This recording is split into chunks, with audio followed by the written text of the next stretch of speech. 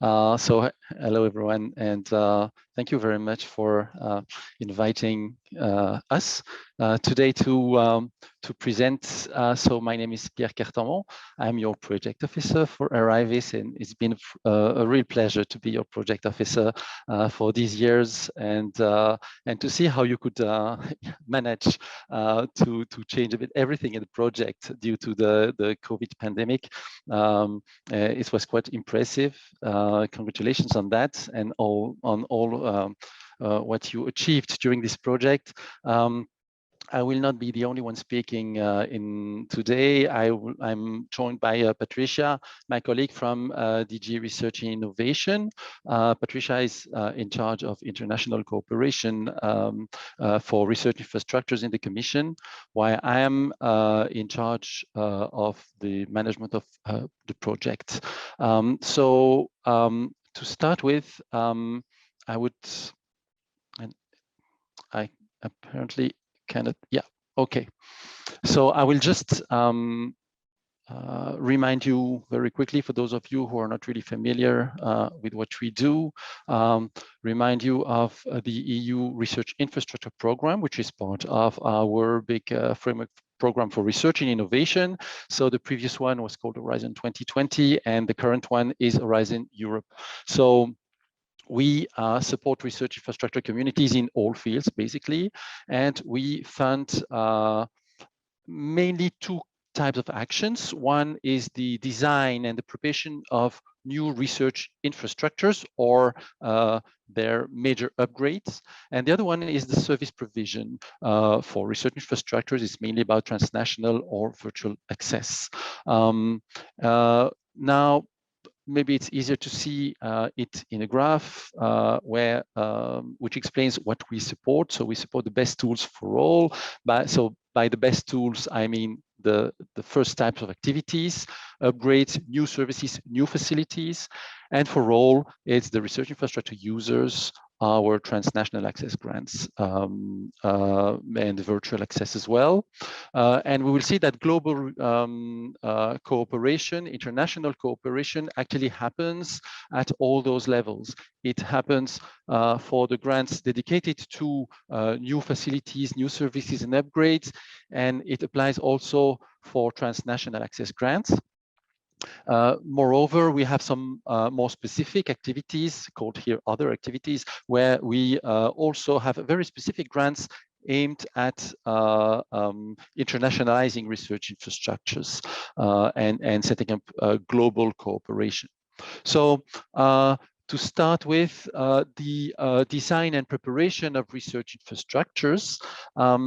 Well, actually, we work there within the scope of ESRI, which is so the Pan-European Research Infrastructure Landscape. So ESRI stands for European Strategy Forum for Research Infrastructures. Many of you know it better than I do, but maybe for some of you. So this is really the forum where the strategy for research infrastructures in Europe is decided, established, and according to the decisions made by ESRI, we grant some preparatory work for new research infrastructures or upgrades, and usually, of course, they're based in Europe because this is our main goal to structure and to help the research infrastructures in Europe develop in the interest of the European research area. But of course, sometimes some of the facilities are located outside of the borders of the European Union. And this is, for instance, the case quite often in astronomy. Then program support can be provided through the participation of European entities, but in an international venture, either as lead or as contributor. And you see, for instance, here pictures of SKA, where, as you know very well, South Africa and Australia are involved, and the headquarters are based in the UK. So it is not within the EU, but we funded projects for SKA because it is of European interest, even if the telescopes themselves are not located in the EU. The second types of activities, service provision. So as I said, we fund transnational access and virtual access to research infrastructure services. And what we do there is that we grant funds to consortia. And it's the consortia themselves which run their own call for proposals for access. So we don't select ourselves the researchers who have access, of course, but it's the project, the consortia themselves, which do that. And we have a specific provision in our program which allows up to 20% of the access to be granted to international users, meaning non-EU users. And it can even be more if this is really justified in the proposal and if they explain clearly that they need to have even more international users. So that depends on the field, that depends on the call. But this is a very specific feature in our program, quite unique, which of course participates a lot in the internationalization of the research infrastructures themselves and in establishing research cooperation worldwide. Moreover, non-European research infrastructures can also participate in those consortia and can themselves grant access to their facilities, either paid by us on EU funds or on their own funds. And that very much depends, of course, on the country and also on the specificities on the call. But I will not enter into those details. What really matters here is to understand that access in many of our grants is not limited to EU research infrastructures. And I would like just to mention two examples among many others. One is EuroPlanet 2024. This is a project for planetary analogs. To planetary analogs to test, for instance, Martian landing sites are located in Botswana and Ethiopia. This is a picture of the Ethiopian site. And Project Interact, which is shown in the next slide, which is on access to Arctic Research Station. And as you can see on the map on the left side, Arctic research stations are not, it wouldn't make sense to limit them to the EU only. There are Arctic research stations all around the Arctic Circle. And therefore, in this project, with many, many beneficiaries, you have the possibility to have access not only to European stations, but to American, Canadian, Russian, Norwegian, Icelandic ones. So this is quite, I think this is quite a good example. Now, I just wanted also to mention that the research infrastructure program is international by nature. I think it's important to mention that because research infrastructures are international communities. And this is because the science case addressed are complex, require international collaboration. The fields themselves, of course, are of a global nature and they address global challenges, climate, of course, not to mention the COVID-19 pandemic. We've already enough talked about it. Big research infrastructures also are costly. This is particularly the case for very big machines, very complex machines, which require funding at an international scale. The expertise is scarce and must be shared. This is also the case for very particular, unique, or extremely rare equipment, facilities. And last but not least, people, research infrastructure people are international professionals by nature, and they need this interaction with peers, with researchers, with other infrastructures in order to go ahead with what they do and to work well, simply. So I mentioned a third types of action, which was mentioned as other types of activities, and this is mostly support to policy. And there we have grants which are really targeted towards international cooperation. So there I would maybe split them into categories. One are projects supporting international landscaping, visibility of research infrastructures, communication, cooperation. We had the Rescape project on landscaping of research infrastructures and their connections to European research infrastructures. We currently have the RI-VIS project, which is now coming to an end. And I will not come back to all the things that you have delivered, and which is quite impressive. You have presented, all the presenters today have really shown how RI-VIS has done a great job with that. And we have other types of grants, such as the support to ICRI, for instance, that we fund every 2 years. ICRI is the International Conference on Research Infrastructures, and we do fund it because we very much believe that this is a great opportunity for people to meet in the biggest forum globally on research infrastructures, and to exchange and to set up cooperation to discuss. And then the other category of those projects are much more geographically oriented. Earlier today, Kremlin Plus project was mentioned.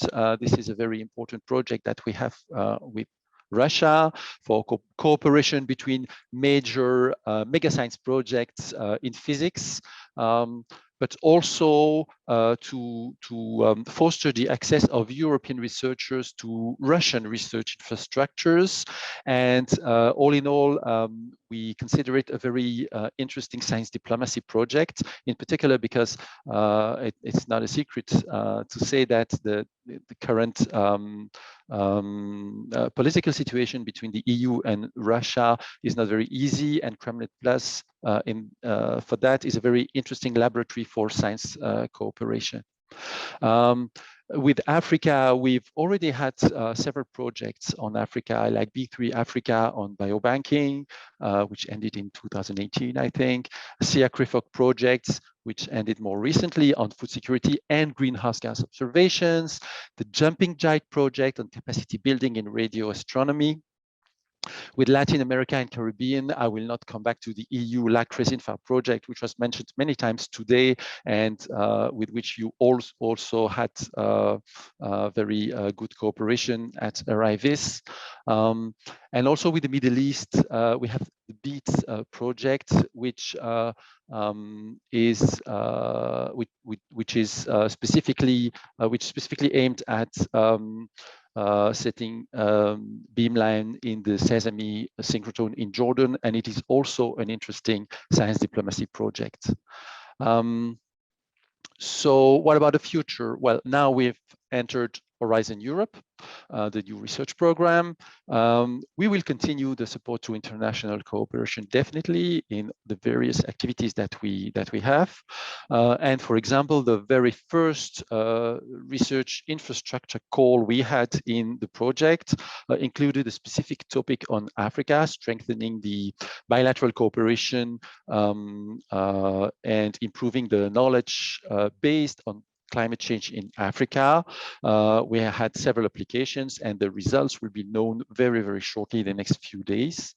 And of course, there will be other international cooperation topics in the following calls, and we will go on supporting transnational access also with international partners and for international users.